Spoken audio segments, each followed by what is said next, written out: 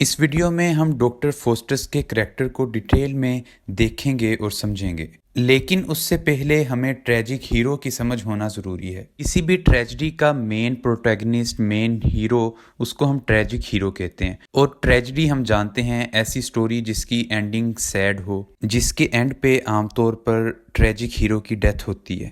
اگر ہم Christopher Marlowe کی بات کریں تو کرسٹوفر مارلو کے پلیز میں ہمیں ٹریجک ہیرو کو بہت بڑا بنا کر دکھایا جاتا ہے۔ جو ٹریجک ہیرو ہوگا کرسٹوفر مارلو کے پلے میں، وہ باقی تمام مائنر کریکٹرز کو ڈومینیٹ کرے گا، اور پورے پلے میں سب سے زیادہ فوکس ٹریجک ہیرو پر ہوگا۔ سٹوری کا most of the part tragic hero کے ارد گرد ریوالو کرے گا۔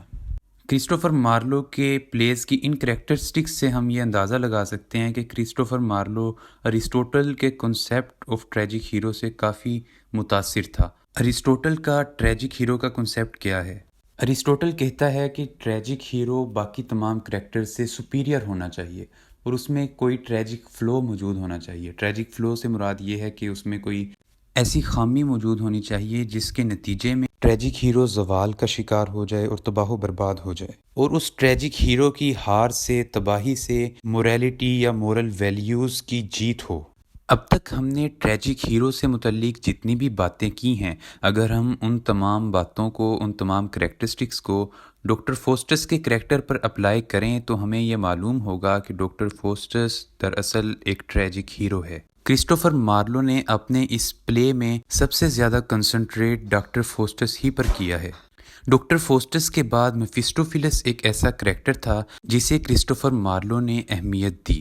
ڈاکٹر فوسٹس اور میفسٹوفیلس کے علاوہ جتنے بھی کریکٹرز اس پلے میں موجود ہیں، ان تمام کو سپورٹنگ رول کے طور پر استعمال کیا گیا، اور ان کریکٹرز کے ذریعے فوسٹس کی دماغی حالت، سائیکولوجیکل کنڈیشن کو دکھانے کی کوشش کی گئی ہے۔ اب ہم ڈاکٹر فوسٹس کی پرسنالٹی اور کریکٹر کو جاننے کی کوشش کرتے ہیں۔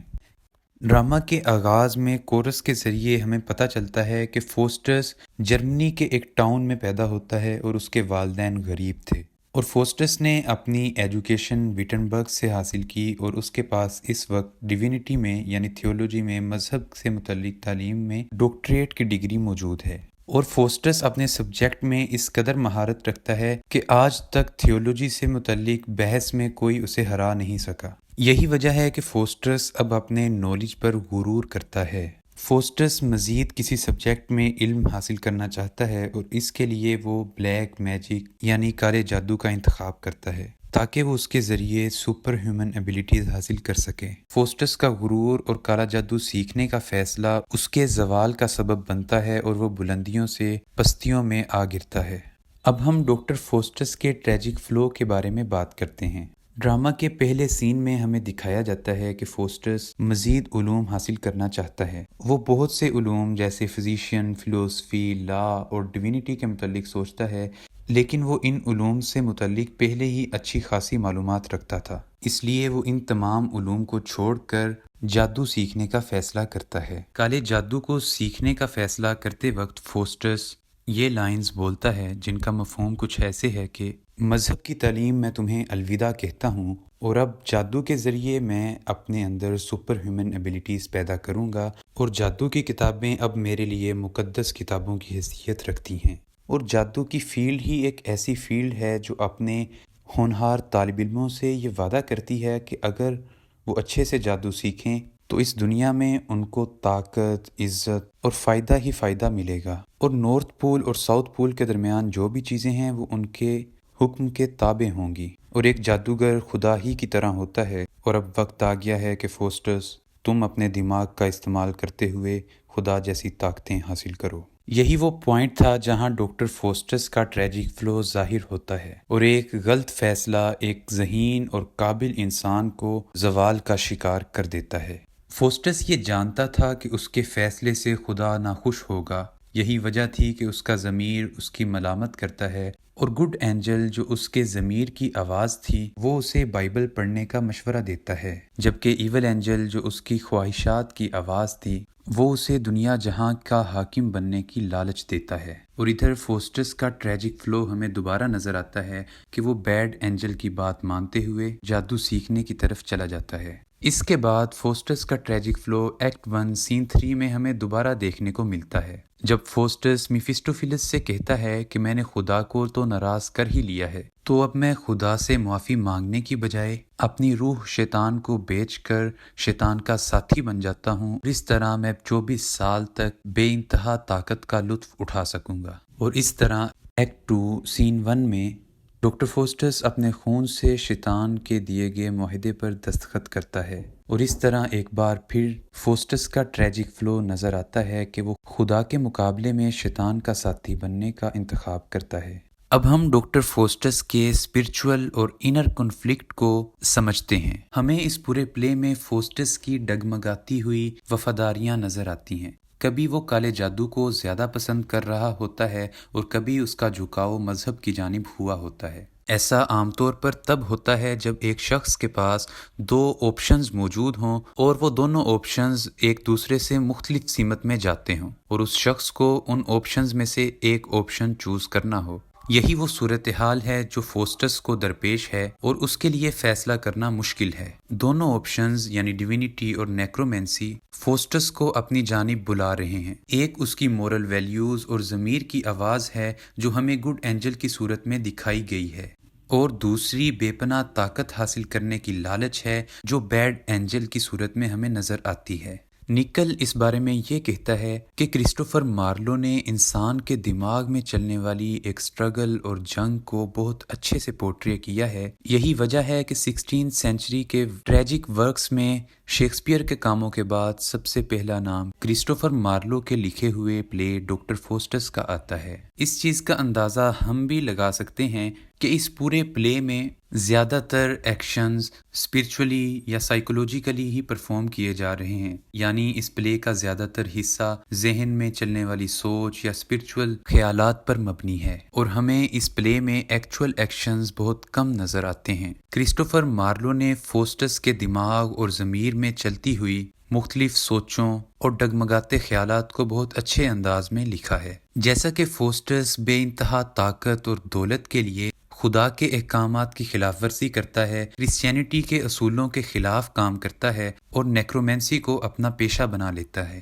لیکن ان تمام چیزوں کے باوجود فوسٹس ایموشنلی خدا اور خدا کی کتاب سے اٹیچ رہتا ہے۔ یہی وجہ تھی کہ پلے کے آغاز سے آخر تک فوسٹس کا ضمیر اس کی ملامت کرتا ہے، اور کئی ایک موقعوں پر وہ خدا سے معافی مانگنے کا بھی سوچتا ہے، لیکن اپنے ٹریجک فلو اور اسپرچول اور انر کنفلکٹ کی وجہ سے وہ معافی نہیں مانگ پاتا، اور پلے کا ایک خطرناک اختتام ہوتا ہے۔ اس کے بعد ہم یہ دیکھتے ہیں کہ فوسٹس کے کریکٹر کا ایٹرنل ڈیمنیشن سے کیا تعلق ہے۔ ایٹرنل ڈیمنیشن سے مراد یہ ہے کہ ایسا عذاب جو ہمیشہ رہنے والا ہے، جو کبھی ختم نہ ہوگا۔ ڈرامہ کے آخری سینز میں ہمیں یہ دکھایا جاتا ہے کہ کس طرح ایک تباہ کن اور مایوس روح اپنے اختتام تک پہنچتی ہے۔ یہ وہ وقت تھا جب فوسٹس کو بھی یہ اندازہ ہو چکا تھا کہ اب اس کو اس کے گناہوں کے بدلے میں ہمیشہ کے لیے سزا ملنے والی ہے، اور اس سزا سے بچنے کی امید بھی کافی کم ہے۔ ابھی فوسٹس کی زندگی کا 1 گھنٹہ باقی تھا جب ہمیں فوسٹس کی گفتگو، چہرے اور حرکات سے فوسٹس کی گھبراہٹ اور عذاب کا ڈر نظر آنا شروع ہو گیا تھا، اور پھر جیسے ہی وقت پورا ہوتا ہے، بجلی چمکتی ہے، بادل گرجتے ہیں، اور شیطان آ کر فوسٹس کی روح کو کھینچتے ہوئے جہنم میں لے جاتے ہیں، جہاں اس کو ہمیشہ کے لیے عذاب ملنے والا تھا۔ اس ٹریجڈی کے حوالے سے بیکر لکھتے ہیں کہ کرسٹوفر مارلو نے اس پلے میں اپنے خیالات کا تو اظہار کیا ہے، لیکن اس کے ساتھ ساتھ ڈاکٹر فوسٹس کے ذریعے رینیسنس آئیڈیولوجی کو بھی پروموٹ کیا گیا ہے۔ رینیسنس آئیڈیولوجی یہ تھی کہ انسان کو نئے نئے علوم حاصل کرنے چاہیے، لیکن اس کے ساتھ یہ بات بھی بتائی گئی ایکسیس آف نالج یا اپنے نالج پر غرور کرنا کس طرح نقصان دہ ہوتا ہے۔ جیسے کرسٹوفر مارلو کا ڈاکٹر فوسٹس، جان ملٹن کا لوسیفر اپنے نالج پر غرور کرنے کے نتیجے میں بلندی سے پستی پر آ گرے۔ بیکر کہتے ہیں کہ حضرت آدم کے بعد ڈاکٹر فوسٹس وہ شخص تھا جو ٹری آف نالج کے سامنے آ کھڑا ہوا تھا، لیکن فوسٹس کے نالج نے ہی اسے تباہ و برباد کر دیا۔ اب ہم اس پلے میں ڈاکٹر فوسٹس کے رول اور اس کی امپورٹنس کے حوالے سے بات کر لیتے ہیں۔ کرسٹوفر مارلو نے ڈاکٹر فوسٹس کے کریکٹر پر بہت زیادہ کنسنٹریٹ کیا ہے اور فوسٹس کی سائیکولوجیکل کنڈیشن اور ڈیفرنٹ تھاٹس کو بہت اچھے سے پورٹرے کیا ہے۔ پلے کے آغاز میں فوسٹس اپنی اسٹڈی میں موجود ہوتا ہے۔ فوسٹس اپنے لیے نالج کی کسی نئی برانچ کا انتخاب کرنا چاہتا ہے، اس لیے وہ لاجک، لا، فزکس، ڈیوینٹی ان سے متعلق مختلف کتابیں دیکھتا ہے، لیکن بالآخر وہ اس نتیجے پر پہنچتا ہے کہ مجھے جادو سیکھنا چاہیے۔ جب وہ یہ فیصلہ کرتا ہے تو دو اینجلز وہاں پر آ جاتے ہیں۔ گڈ اینجل فوسٹس کو خدا کے احکام ماننے کے لیے کہتا ہے، جبکہ بیڈ اینجل فوسٹس کو جادو سیکھنے کے لیے ترغیب دیتا ہے۔ ویلڈیز اور کورنیلیس جو کہ فوسٹس کے دوست تھے، وہ بھی فوسٹس کو جادو سیکھنے کی ترغیب دیتے ہیں اور فوسٹس جادو سیکھنے کا فیصلہ کر لیتا ہے۔ فوسٹس جادو کی پریکٹس کرنے کے لیے مختلف روحوں کو بلاتا ہے اور میفسٹوفیلس جو کہ شیطان کا غلام تھا اس کو فوسٹس حکم دیتا ہے۔ وہ فوسٹس کا حکم ماننے سے منع کرتا ہے، جس کے بعد فوسٹس شیطان سے ایک معاہدہ طے کر لیتا ہے کہ شیطان اس کو 24 سال کے لیے ان لمیٹڈ پاور دے گا، بدلے میں فوسٹس اس کو اپنی سول دے دے گا، اور اس طرح میفسٹوفیلس اب ڈاکٹر فوسٹس کا غلام بن جاتا ہے۔ ڈاکٹر فوسٹس میفسٹوفیلس سے بہت سے کام لیتا ہے اور اپنی طاقتوں کے ذریعے وہ مختلف لوگوں کو انٹرٹین کرنا شروع کر دیتا ہے۔ اس کے ساتھ ساتھ جو لوگ فوسٹس کو برے لگتے، فوسٹس ان کو تنگ بھی کرتا۔ اس سب کے دوران وہ کئی دفعہ خدا سے معافی مانگنے کی کوشش کرتا۔ میفسٹوفیلس، بیڈ اینجل اور لوسیفر اس کو اس کے معاہدے کی یاد دلاتے جو اس نے شیطان کے ساتھ طے کر رکھا ہے۔ پھر وہ وقت آتا ہے جب فوسٹس معاہدے کے 24 سال پورے کر لیتا ہے اور وہ خدا سے معافی مانگنے کی کوشش کرتا ہے، لیکن شیطان آتے ہیں اور اس کی روح کو گھسیٹتے ہوئے لے جاتے ہیں۔ فوسٹس کا کریکٹر ایک خطرناک ٹریجک کریکٹر ہے جس کو کرسٹوفر مارلو نے لکھا ہے۔ فوسٹر وہی شخص تھا جو لوسیفر کا غلام اور ساتھی بن جاتا ہے اور خدا کا دشمن اور اینیمی بنتا ہے۔ یہ وہی شخص تھا جس کو نالج اور پاور کی لالچ تھی۔ لیکن ایک چیز جو انٹرسٹنگ تھی وہ یہ تھی کہ فوسٹس جادوگر بننے کے باوجود بھی مختلف ایمبیگوٹیز اور نیو تھیوریز کو اسٹڈی کرتا رہتا تھا۔